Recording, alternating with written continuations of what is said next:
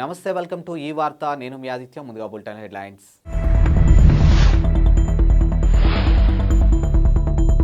షర్మిల కాంగ్రెస్ లో చేరితే 40 మంది ఎమ్మెల్యేలు హస్తం పార్టీ వైపు వెళ్తారు రఘురామకృష్ణరాజు పేషెంట్ నిరాకరిస్తే ఐసీయూలో చేర్చుకోవడానికి వీల్లేదు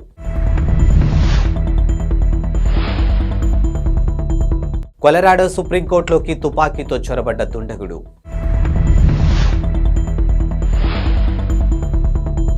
వైసీపీ రెబల్ ఎంపీ రఘురామకృష్ణరాజు ఆసక్తికర వ్యాఖ్యలు చేశారు. ఇక వైఎస్ షర్మిల కాంగ్రెస్లో చేరిన తర్వాత సుమారు 40 మంది వైసీపీ ఎమ్మెల్యేలు హస్తం పార్టీ వైపు వెళ్లే అవకాశం ఉందని సంచలన వ్యాఖ్యలు చేశారు. ఇక సరైన అభ్యర్థులు లేరని భావించిన కాంగ్రెస్ పార్టీ వచ్చే ఎన్నికల్లో 7% ఓట్లు సాధించే స్థాయికి చేరబోతుందని ఆయన జోష్యం చెప్పేశారు. ఇక వైసీపీ గెలుపులో కీలక పాత్ర పోషించినటువంటి క్రైస్తవులు ఇక షర్మిల వైపు చూస్తారని విశ్లేషించారు. షర్మిల భర్త అనిల్ రానున్న ఏపీ అసెంబ్లీ ఎన్నికల ప్రచారంలో కీలక పాత్ర పోషిస్తున్నారని తెలియజేశారు. ఇక గతంలో ఆయన తన బావ జగన్ గెలుపు కోసం కృషి చేశారని ప్రస్తావించారు. రాష్ట్రంలో పెద్ద సంఖ్యలో ఉన్నటువంటి క్రిస్టియన్లు ముస్లింలు మద్దతుతో కాంగ్రెస్ పార్టీ వచ్చే ఎన్నికల్లో కొన్ని సీట్లు గెలిచినా అతిశయోక్తి లేదని పేర్కొన్నారు. ఈ మేరకు ఆయన మంగళవారం మీడియాతో మాట్లాడారు. కాంగ్రెస్లో చేరాలని షర్మిల నిర్ణయం తీసుకోవడంపై వైసీపీకి ఒక పెద్ద ప్రమాదం లాంటి పరిణామాన్ని వ్యాఖ్యానించారు. ఇక వైకాపాలో టికెట్ దక్కిన నేతలంతా ఇప్పుడు కాంగ్రెస్ తరఫున పోటీ చేస్తారని, కాంగ్రెస్ తిరిగి పుంజుకున్న తర్వాత వైసీపీ కనుమరుగవడం ఖాయమని అన్నారు. రానున్న అసెంబ్లీ ఎన్నికల్లో మా పార్టీకి 30 నుంచి 35 స్థానాలు వస్తాయని గతంలో నేను చెప్పాను, కానీ ఇప్పుడు ఆ సంఖ్య 20 లోపే ఉంటుందని ఆయన రఘురామకృష్ణ తెలియజేశారు. వైకాపాకు ఇప్పటి వరకు దన్నుగా ఉన్నటువంటి ముస్లిం క్రిస్టియన్ ఓట్లు కాంగ్రెస్ వైపు మళ్లున్నాయి. సీఎం జగన్ ను భరించే నాయకులు ప్రజల్లో రాష్ట్రంలో ఎవరూ లేదని విమర్శించారు. అన్ని వర్గాల ఆగ్రహ వేషాలు వచ్చే ఎన్నికల్లో వైసీపీని ఓడిస్తాయని అభిప్రాయపడ్డారు. రోగి నిరాకరిస్తే హాస్పిటల్ యాజమాన్యాలు ఐసీయూలో చేర్చుకోవడానికి వీల్లేదని కేంద్రం స్పష్టం చేసింది. ఇక పేషెంట్ బంధువులు అభ్యంతరం తెలిపినా పరిగణలోకి తీసుకోవాల్సిందని తెలిపింది. ఈ మేరకు ఐసీయూలో రోగులు చేర్చుకోవడంపై కేంద్ర ఆరోగ్య శాఖ మంగళవారం కీలక మార్గదర్శకాలు జారీ చేసింది. 24 మంది నిపుణుల బృందం ఈ మార్గదర్శకాలను రూపొందించినట్టు తెలుపుతుంది. అగ్రరాజ్యం అమెరికాలోని కొలరాడోలో సుప్రీంకోర్టులో సోమవారం అర్ధరాత్రి దాటాక కలకలం రేగింది.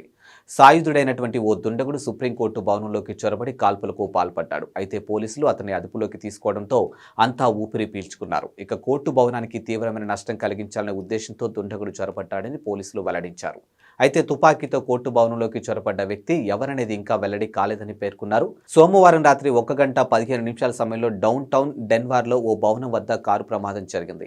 ఈ ఘటనలో కారు డ్రైవర్ మరో వ్యక్తిపై తుపాకీ గురిపెట్టాడని, ఆ తర్వాత కొద్దిసేపటికి అతడే సుప్రీంకోర్టు భవనంలోకి కిటికీ ద్వారా ప్రవేశించి కాల్పులు జరిపారని కొలరాడో పోలీసులు అధికారులు వెల్లడించారు. ఇక దుండగుడు 7వ అంతస్తులోకి ప్రవేశించి కాల్పులు జరిపాడని తెలిపారు. ఇక కాల్పులు జరిపిన వ్యక్తి స్వచ్ఛందంగా లొంగిపోయాడని, ఎవరికి ఎలాంటి గాయాలు కాలేదని ప్రకటనలో వివరించారు. కాగా దుండగుడిని ఒక నిరాయుధుడైనటువంటి సెక్యూరిటీ గార్డు పట్టుకున్నారని ఎమర్జెన్సీ నంబర్ 911కు సమాచారం అందించాడని తెలిపారు.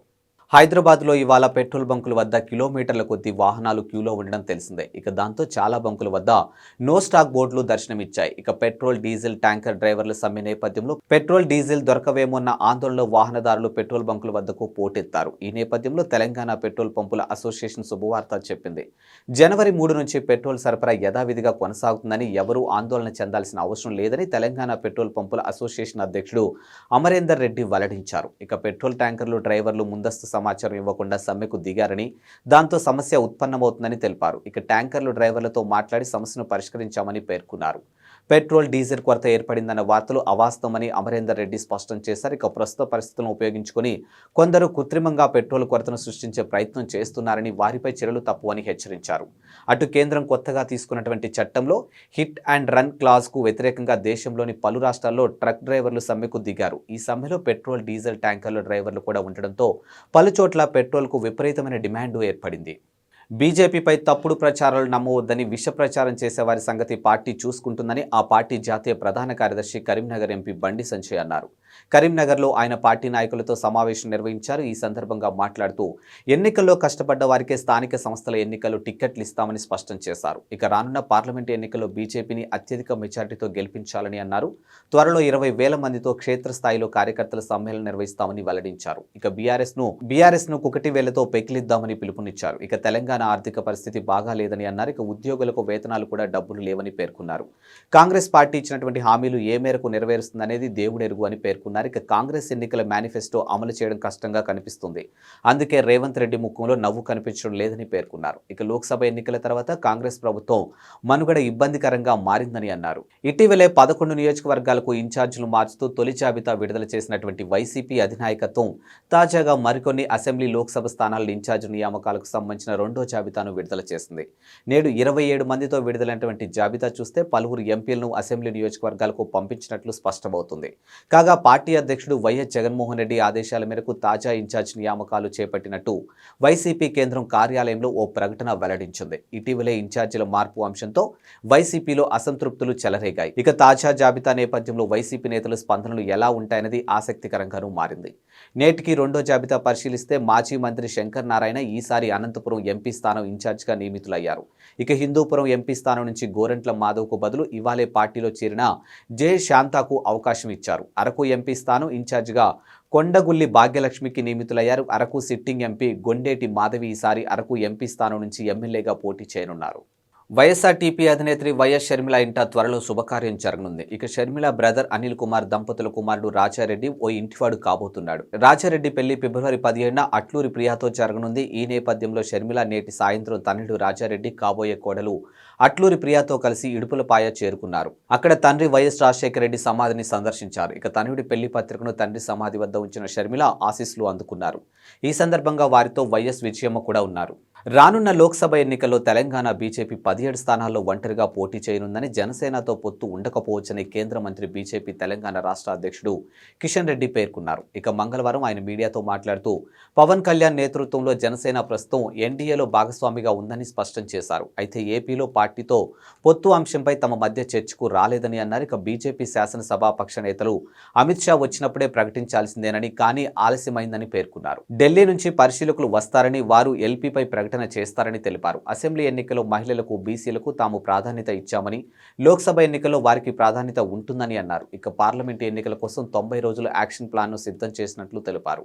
ఫిబ్రవరి చివరి వారం లేదా మార్చి మొదటి వారంలో ఎన్నికల షెడ్యూల్ రావచ్చని అభిప్రాయపడ్డారు. మెట్రో రైల్ రెండో దశ ప్రతిపాదనలపై డీపీఆర్ ట్రాఫిక్ స్టడీస్ త్వరగా పూర్తి చేయాలని ముఖ్యమంత్రి రేవంత్ రెడ్డి మంగళవారం అధికారులను ఆదేశించారు.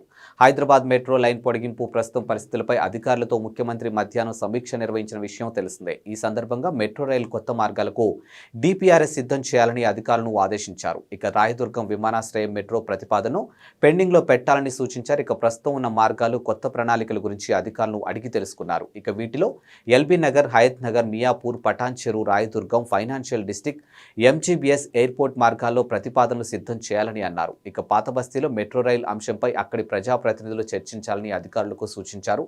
మతపరమైన, చారిత్రక కట్టడాలపై ప్రభావం పడకుండా రోడ్డు విస్తరణ కార్యక్రమాలు చేపట్టాలని అన్నారు. సంక్రాంతి పండుగ సందర్భంగా దక్షిణ మధ్య రైల్వే శుభవార్త చెప్పింది. ఇక రద్దీని దృష్టిలో పెట్టుకుని 32 ప్రత్యేక రైళ్లను నడిపినట్లు తెలిపింది. ఇక జనవరి 7వ తేదీ నుంచి జనవరి 27వ తేదీ వరకు వివిధ తేదీల్లో వివిధ ప్రాంతాల నుంచి రైళ్ల రాకపోకలు ఉండనున్నాయి. ఇక first AC, second AC, third ఏసీతో పాటు స్లీపర్, జనరల్ బోగీలు ఉంటాయని దక్షిణ మధ్య రైల్వే ప్రకటించింది. ప్రత్యేక రైళ్లు ఇవి Secunderabad, Brahmapur, Vikarabad, Visakhapatnam, Kurnool, Srikakulam, Vikarabad, Secunderabad, Tirupati, Secunderabad to Kakinada town, Secunderabad to Narsapur మార్గాల్లో రైళ్లు నడవనున్నాయి. ఇవి ఇవాల్టి బులెటిన్ అప్డేట్స్. మరో బులెటిన్తో మళ్ళీ కలుద్దాం. అంతవరకు సెలవు, నమస్కారం.